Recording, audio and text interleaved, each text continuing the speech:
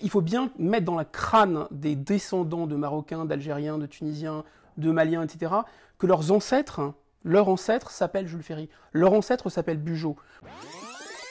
Attends, pause. C'est quoi le Crayon Média? On est une équipe qui vous propose du contenu vidéo respectant 3 piliers: le débat, l'ouverture d'esprit et la pluralité des opinions. Notre but, faire réfléchir et permettre la libre circulation des idées. Bonne vidéo. Qu'est-ce que vous avez pensé du débat et comment l'avez-vous vécu, que ce soit dans le fond et sur la forme? C'est toujours très agréable de discuter avec quelqu'un qui est posé, qui a des arguments et dont on sent qu'il aime débattre. Et je salue, c'est pas mon adversaire, mais disons en Thomas, la jeunesse qui ne se laisse pas aussi démonter ou impressionner parce que voilà, je trouve que j'avais peut-être pas son aplomb à son âge et je trouve que ça assez impressionnant. Non, moi Même si ses idées sont débiles. Hein, ce que j'ai beaucoup aimé, c'est la forme. Parce que le fond est important, mais la forme que prend le débat, on le voit avec les chaînes d'infos en continu. C'est vrai que c'est très très compliqué de développer une idée en seulement quelques minutes qui va ensuite être cutée avec potentiellement le journaliste, le présentateur ou un des éditorialistes qui va vous couper parce qu'il a 20 ans de métier. Là, ce qui est agréable, c'est que même si ça reste court, parce qu'on aurait pu en débattre des heures, c'est vrai que ça permet de pouvoir préparer vraiment le débat sans préparer un élément de langage qu'on va lancer et qui va être entêté sur Twitter. Voilà, on peut aller plus loin, on va dire. Est-ce que vous avez changé d'avis sur un point? Ce dont je m'attendais pas, c'est que vous parliez, vous développiez vraiment la logique de la discrimination positive et du fait que on ait des frais de scolarité qui changent en fonction de la richesse des gens, parce que là où je vous suis un peu, c'est qu'effectivement, à la base, c'est pas une école de le faire. C'est à l'État et à l'impôt sur le revenu. Exactement. Donc, si vous voulez, là encore, je partage. Après, c'est sûr qu'il faut être un peu pragmatique parfois. Ouais, moi je ne vais pas refaire le débat dans le débat, parce que ce n'est pas le sujet là. Et d'accord avec Thomas, il y a une respiration dans le débat qui est indispensable, sinon ça devient du clash, de la punchline pour la punchline, et vraiment ça ne fait pas avancer le schmilblick. Maintenant, il me semble que j'ai peut-être pas été très clair sur ce point qu'a la gentillesse de souligner Thomas, c'est-à-dire c'est une idée qui m'est propre effectivement, c'est que j'ai l'impression qu'il y a l'utilité du voile de l'ignorance, c'est-à-dire qu'à partir du... Prenons l'exemple de...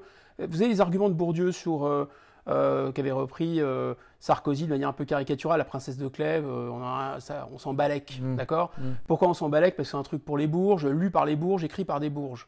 Et donc en réalité, si je viens d'une cité, j'en ai rien à foutre de lire La princesse de Clèves, et c'est un dispositif, la littérature, qui est fait pour reproduire les avantages de la classe bourgeoise.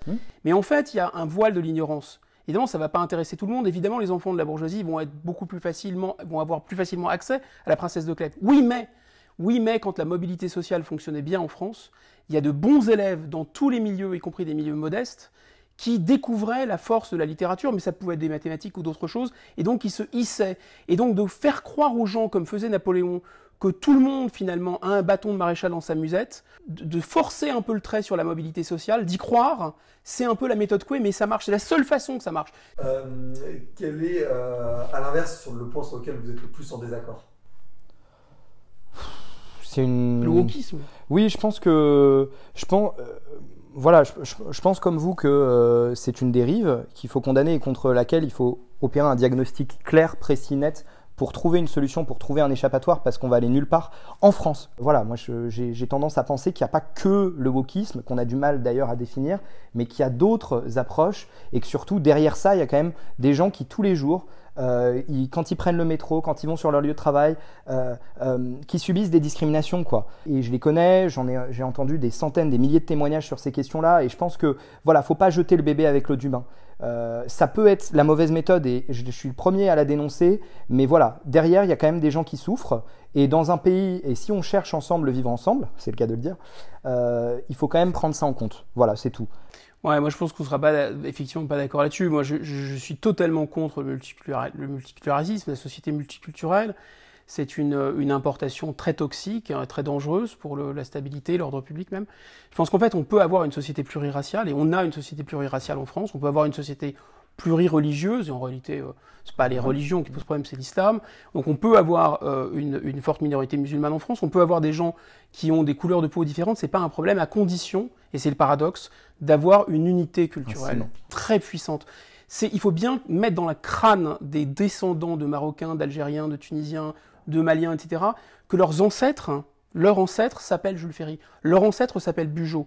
Le problème, c'est justement l'idée du wokisme, c'est d'une certaine façon, finalement, moi je suis une femme et j'ai le droit d'être un homme. Donc ça marche dans un sens. Cette liberté de nier ce qu'on est et de pouvoir embrasser une autre identité, ça marche que si c'est des identités minoritaires et un peu baroques et un peu qui vont attaquer le mainstream. En fait, il y a une obsession de l'ultra-minorité et de la minorité. En fait, on fait tout ce qu'il faut pour diviser les gens et faire en sorte qu'ils se bouffent le nez, en fait. C'est ça le problème. Et quel est votre avis sur le débat public et médiatique en France, en quelques mots? L'avis, c'est qu'on s'y retrouve juste pas. On parlait de la jeunesse qui s'abstient et qui trouve pas. J'en fais partie. Hein, c'est vraiment très difficile. Mais c'est vrai que le débat va se cristalliser sur certaines questions. Et vraiment, j'ai cette impression d'anomie et de flou perpétuel, de bazar. C'est vrai que dans le temps, on a parlé un peu du clivage gauche-droite, mais il y avait une forme de sécurité politique dans les opinions, etc. Aujourd'hui, c'est beaucoup plus difficile de trouver une sécurité, de trouver un port d'attache, ne serait-ce qu'en fonction des personnalités, des partis, etc. Voilà, c'est l'état du débat public, c'est très compliqué. Et d'ailleurs, on le voit encore plus quand dans le temple du débat public, dans le temple de la démocratie, même là, on arrive avec des yeux pétillants en se disant « Waouh, on va pouvoir débattre toute la journée, etc. » Et on se rend compte que pour beaucoup de gens, non, on n'est pas là pour ça, quoi. C'est une sorte de pyramide de Maslow politique. C'est-à-dire que moi, je suis très sensible aux enjeux économiques et sociaux. Je pense que la question de l'Union européenne, c'est un peu un éléphant dans la pièce, enfin c'est massif, c'est à connecter, ce qu'on ne fait jamais avec la question de l'assimilation. Jamais je ne ferai un pays avec des gens qui ont assassiné 6,5 millions de personnes. Jamais. Vous savez, le Napoléon des Allemands, il a été cramé avec un lance-flamme par un soldat soviétique dans un bunker. C'est ça la réalité. Être allemand, les gens ne comprennent pas ce que c'est. Il y a un rapport à l'histoire, il y a un rapport à la puissance qui est normal quand on est allemand. Je ne leur jette pas la pierre, j'ai beaucoup d'admiration pour ce que les Allemands ont fait et la manière dont ils sont démocratisés après 1945. Mais il faut bien comprendre que ce pays ne pourra jamais aspirer d'une certaine... On dit la puissance européenne, mais comment voulez-vous que les Allemands...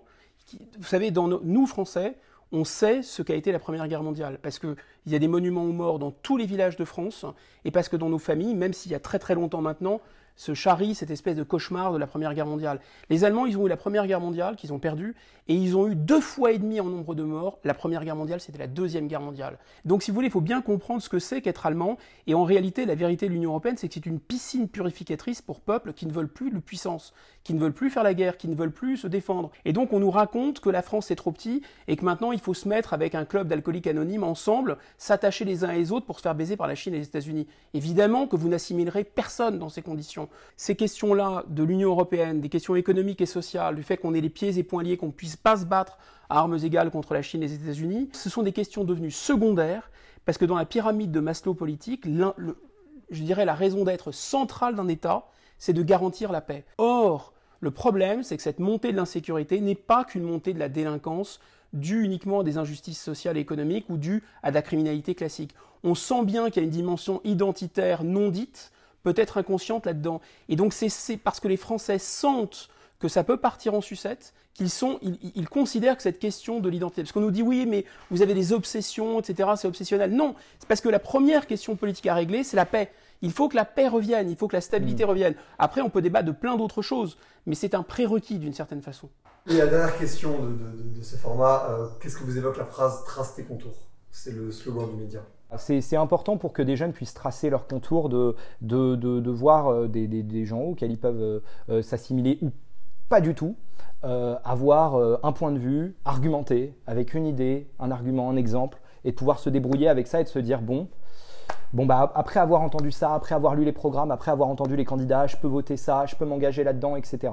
Moi, je trouve que vous avez trouvé un créneau intéressant parce que moi, j'aime beaucoup Régis Debray, c'est un de mes maîtres. Il y a cette expression que j'adore, il dit c'est l'effet jogging, c'est-à-dire moins les gens marchent et plus ils courent. Il faut compenser, quoi.